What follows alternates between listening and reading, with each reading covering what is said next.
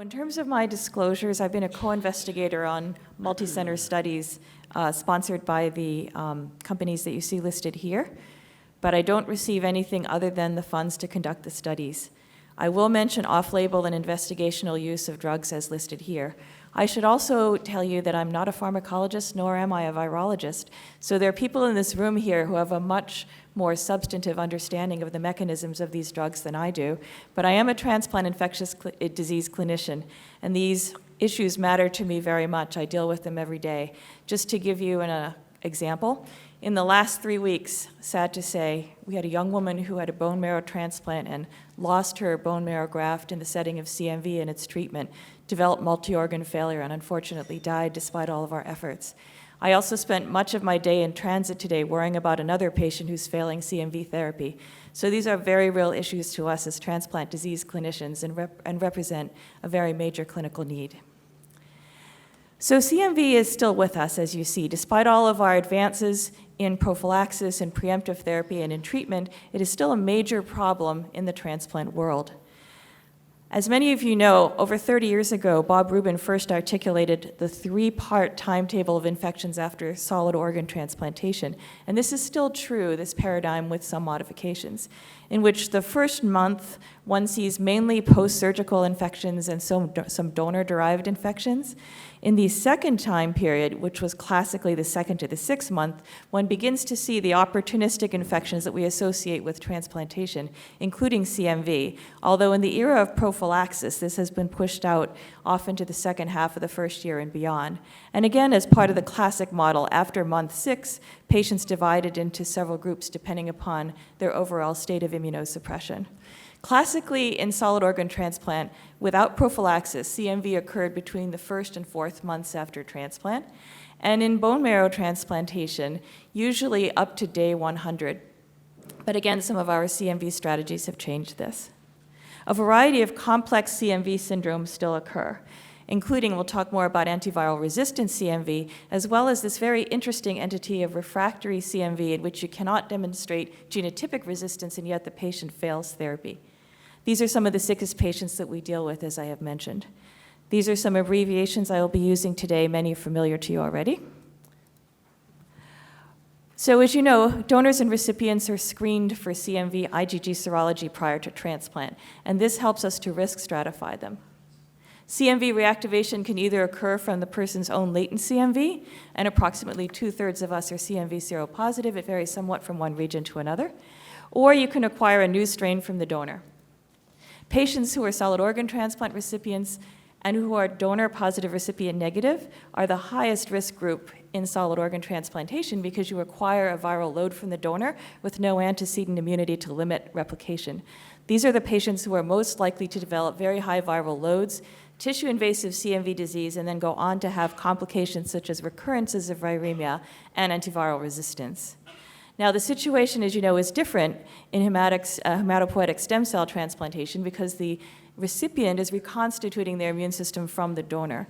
Therefore, the seropositive recipient is the one who's most likely to reactivate CMV, and if they are reconstituting from a donor who is seronegative, has never seen CMV, then those are the ones who often have the most difficulty limiting CMV replication. CMV clinical presentations. I'd like to call your attention to a couple of references I've listed at the bottom here. The reference by Raymond Raisonnable and Atul Humar, this is part of our latest edition of the American Society of Transplantation ID Guidelines, the CMV section, and I commend it all to you. It's an excellent summary. And then this paper here by Per Youngman et al. Is our newest CMV definitions paper, replacing the one from over 10 years ago. And this is the product of a recent working group of the CMV Forum. There's also a upcoming set of definitions for refractory CMV. But right now, this is the set of definitions that we should be using in clinical trials. So there are either 3 or 2 categories of CMV clinical presentations, depending upon what type of transplant you're talking about. In solid organ transplantation, there are 3 categories. Asymptomatic viremia is usually associated with either no symptoms if it's low level. Asymptomatic viremia is usually a low-level viral load because it's associated with no symptoms. Although we very occasionally see high viral loads in patients who are asymptomatic, that is uncommon. The most serious category, tissue invasive or end organ CMV disease, is most often associated with high viral loads, although not always. CMV can break its own rules. But these are situations where CMV is actually visible in tissue on a biopsy by histopathology, by immunostaining, et cetera, in the lung, in any part of the GI tract, in the liver, and occasionally in the retina or central nervous system. There's an intermediate category defined only for solid organ transplant, and that is what's called CMV syndrome, which is a flu-like syndrome with fevers, chills, leukopenia, myalgias, thrombocytopenia, slight liver function test elevations, and that typically goes with a medium range of viral load, although again, this can vary. In HSCT, only viremia and end organ disease are defined, not the middle syndrome, because there are so many other things in HSCT that can produce those symptoms. As we mentioned, the magnitude of the CMV viral load often correlates with severity of illness, so quite a few of our strategies now are designed to try to prevent the CMV viral loads from ever getting high. Once the viral load gets high, resistance is much more likely to occur with the amount of replication occurring, especially if it's in the presence of subtherapeutic concentrations of drug. So two major strategies have emerged for preventing CMV: prophylaxis and preemptive therapy. Prophylaxis refers to giving everyone at risk an antiviral for a defined period of time. Preemptive therapy, however, restricts the antiviral administration to those who develop evidence of CMV viremia on a sensitive early detection test, which nowadays is most commonly the quantitative CMV PCR. In the past, and some programs still do use it, the PP65 antigenemia test was also used. By and large, bone marrow transplant programs now use preemptive therapy, primarily because of the neutropenia risk of our main CMV drugs, ganciclovir and valgancyclovir. In other words, patients are serially monitored with quantitative CMV PCR, typically once a week to day 100, and then are treated only if they develop a positive evidence of CMV viremia on that test. Prophylaxis, on the other hand, has largely won out in the solid organ transplant world, although a few lower risk groups may be candidates for preemptive therapy. We now have an abundance of studies and meta-analyses suggesting that prophylaxis is more appropriate, especially for the highest risk D+R- solid organ transplant group. And in fact, we have randomized trials, including the IMPACT study in kidney and the VALO-38 study in lung transplant recipients, suggesting that longer prophylaxis actually improves CMV outcomes for the highest risk patients. So therefore, many centers will now give 6 months of prophylaxis for donor-positive recipient solid organ transplant patients and 3 months for recipient positive, whereas, as we mentioned, bone marrow programs usually use preemptive therapy. So now let's move on to treatment after we've mentioned a little bit about our prevention, because despite all of our prevention, CMV certainly still does occur.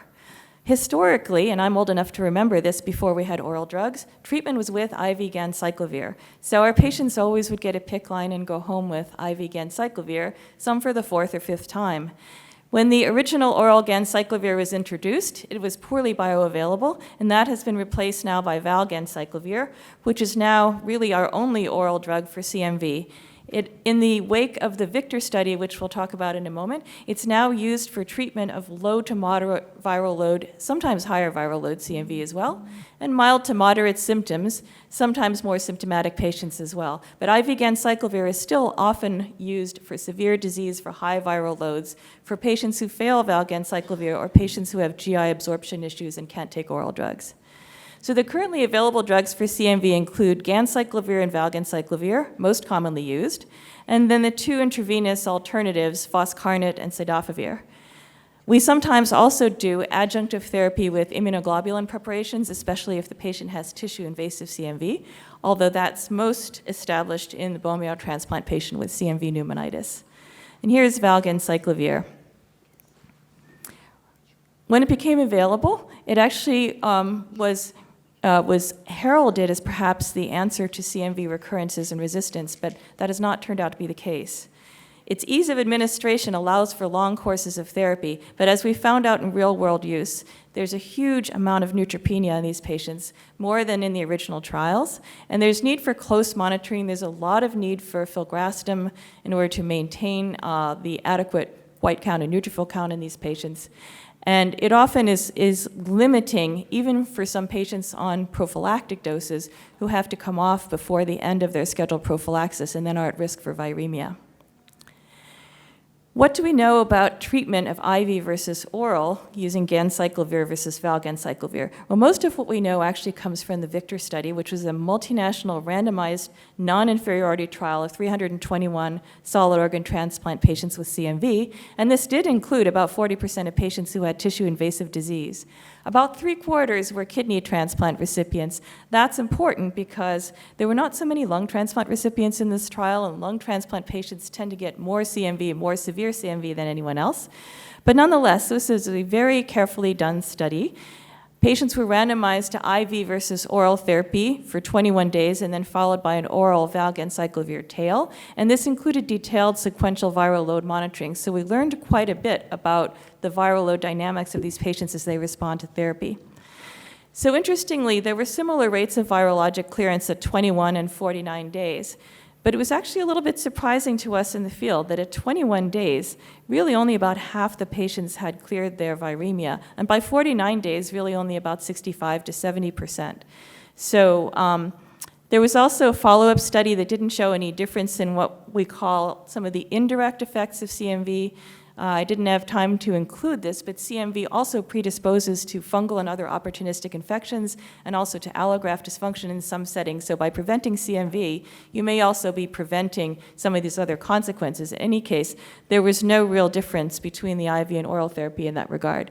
However, in this study, the most severely ill patients were not enrolled per clinician choice, which is one reason why many of us clinicians still use IV therapy when the patient is severely ill or the viral load is very high. And this is one of the representative graphs from that study. This was the cumulative probability of persistent viremia, oral versus IV. So what's the problem? We have an oral drug that looks like it works pretty well, but there is a problem. So leukopenia occurred in 11 to 12% of the patients in the VICTOR study, but it, in our experience, is higher in actual usage. Resistance occurs, recurrences occur. The more recurrences you have, the more resistance. So then what do we do? Once we get beyond ganciclovir and valganciclovir, our drugs are quite toxic and problematic. So let's talk a little bit about the mechanisms of resistance.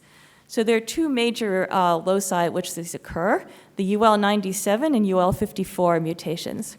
So ganciclovir, in order to become active, has to be triphosphorylated, and the first of these phosphorylations is by the viral thymidine kinase, so that's the UL97. So that mutation, those mutations confer only ganciclovir resistance. UL54 mutations, the DNA polymerase, these are less common, and depending upon which ones they are, may or may not confer resistance to ganciclovir, to foscarnet, or to cidofovir. And antiviral resistant CMV, as we mentioned, very important. If you have rapidly rising viral load, rapid replication, and subtherapeutic concentrations of drug, that's a formula for resistance. This is a diagram from the classic paper by Nell Lorraine, right here in Chicago, and Sun-Wen Cho, showing the different mechanisms of resistance, the UL97, and then the CMV DNA polymerase UL54 here. Oops, not quite sure where it went. Thank you. So our current treatments, foscarnet is usually the drug we go to next.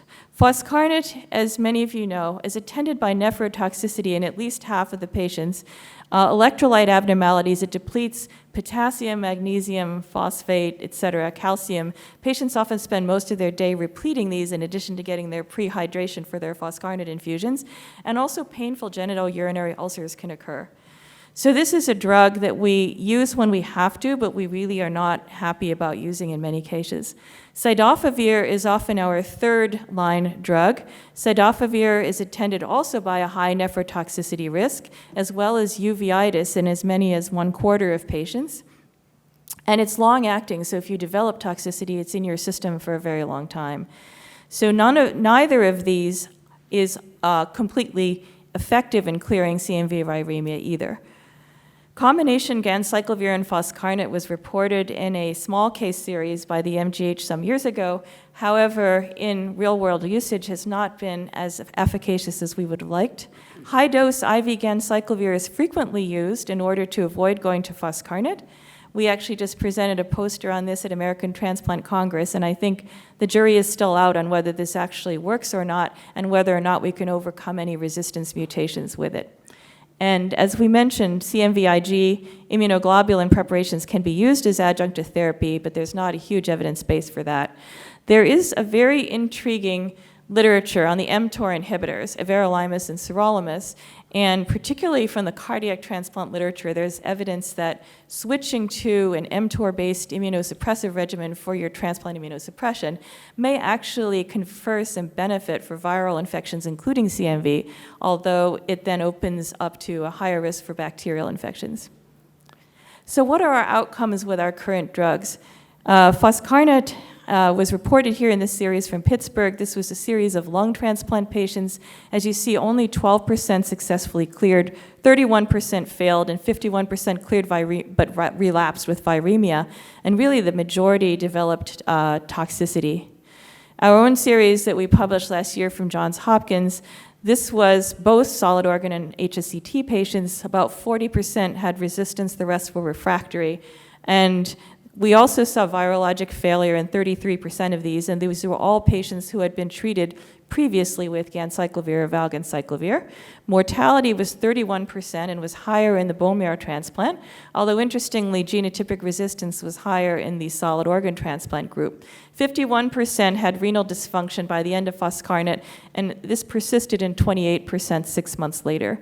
So we concluded from this that the outcomes of existing treatment are suboptimal and the toxicities are very tough for our patients. So what are our newer options, investigational drugs? I'll briefly mention Laflunamide, the rheumatoid arthritis drug, which is an off-label use. We did publish on this from Cleveland Clinic. It has a novel antiviral activity against CMV, HSV, and BK virus. It's also a second-line transplant immunosuppressive. And in our initial series of 17 patients, we actually did see some CMV suppression in a little over half of them.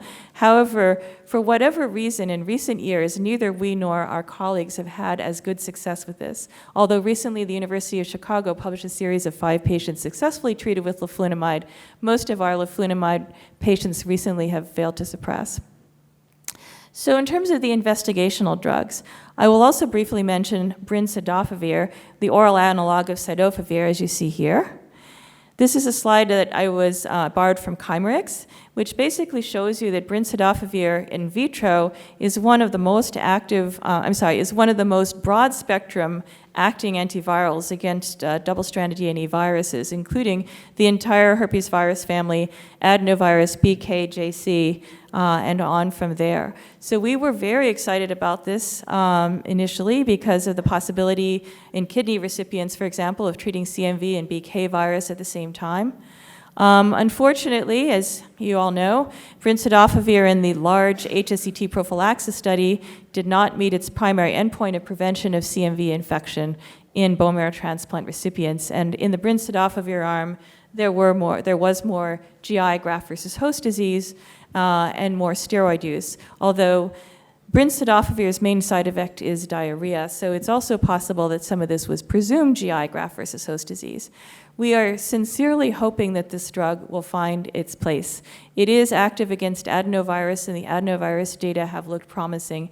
So despite this disappointing result in the CMV study, we would still hope that it will be in some way useful to transplant patients in the future.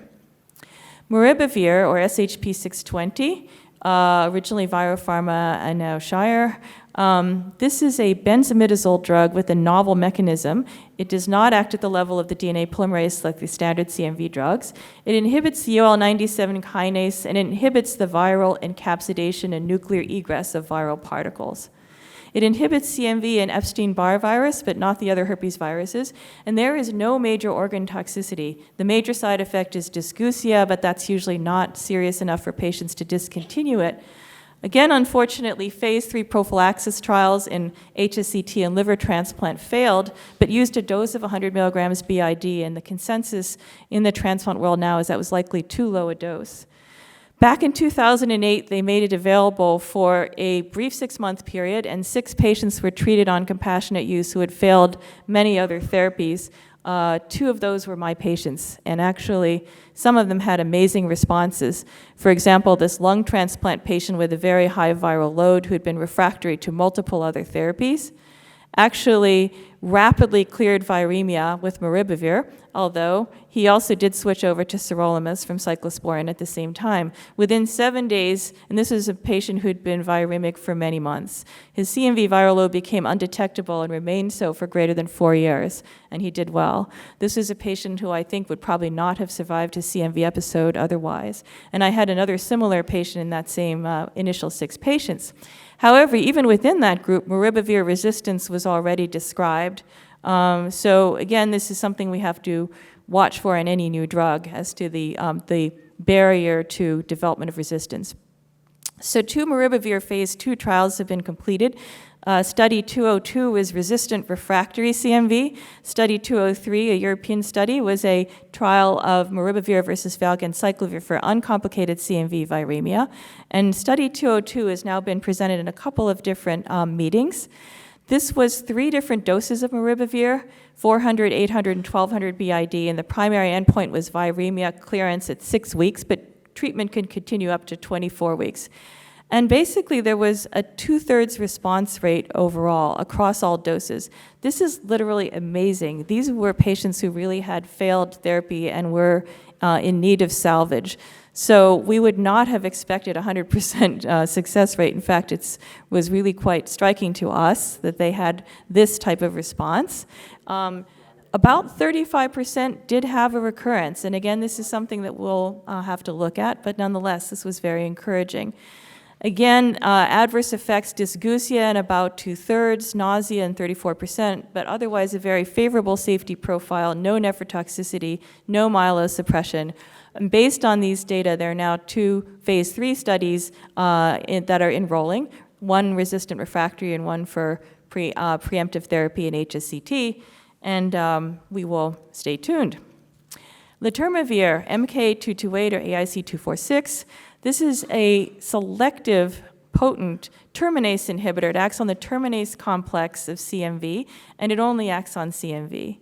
There's only been 1 report of its use for treatment of a refractory CMV patient, but this was a patient at University of Michigan that had failed all other known therapies, including Laflunamide and Brinshadofovir, and actually had a clinical and virological response. So recently, as you know, the phase 3 HSCT prophylaxis trial was presented at the BMT tandem meetings and did in fact meet the primary endpoint. And this was a prophylaxis trial of letermovir versus placebo, 2-to-1 randomization. And fewer subjects in the letermovir group had clinically significant CMV or failure at 24 weeks. And this is a slide from the presentation Francisco Marti gave of that, placebo on top and letermovir here. So this is obviously extremely exciting, and it's really one of the first evidences that prophylaxis can actually work in HSCT. The question is, will this change strategy in HSCT programs, which traditionally use preemptive therapy because of the neutropenia risk? And then also, can we use letermovir for treatment? Although I put only 1 case report, that's actually not quite true. There's a small study of 27 patients that was a proof of concept study initially, and that was using letermovir for 14 days in uncomplicated viremia. But certainly those of us in the field would like to see more about its use for resistant refractory and some of our tougher CMV cases.